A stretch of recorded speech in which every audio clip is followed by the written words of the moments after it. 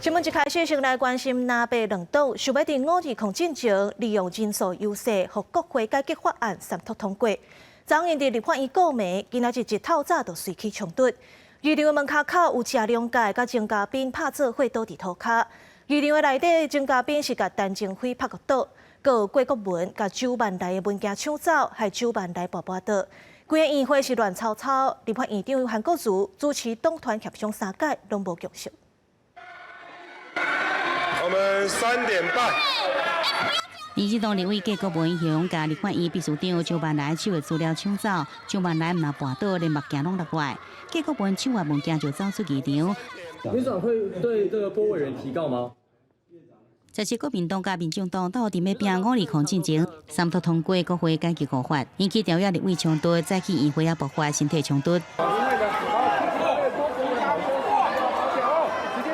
民进党立委钟嘉宾爬上主席台，立委陈清辉想要阻止，2个人拢摔落来。国民党立委罗廷伟对后壁甲钟嘉宾揪掉咧，爆发冲突。当面跟陈伟表示，如果刚刚的冲突碰撞了他，我很抱歉。那至于未来他的感受什么，我们尊重。我们很遗憾的看到民进党的立委不只用流氓的行径来攻击国会的议场，对在野党的立委挥拳攻击。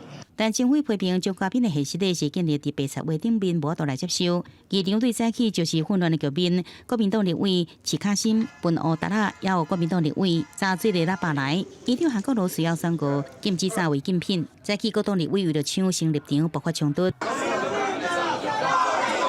车辆界钟嘉宾一直扭来扭去，不过抢是大骂郭敬明。郭国文直接用手将国枪面撒开，双方是一直骂，立委玩袂停。韩国瑜3摆调开调也协商，依然是无共识。我们现在大家准备要开，再回到议事厅。国会改革国法包含总统到立法院各情报告顺达方式，加调查权法制化、听证权、藐视国会税、强化人事动议权，加国会正副院长投票记名制等，新法度伫5日抗战前三读，调也继续对抗。另外，原先国民党加民众党立委有定18要到太平岛考察，恐惊因为国会大战受到影响。记者综合报道。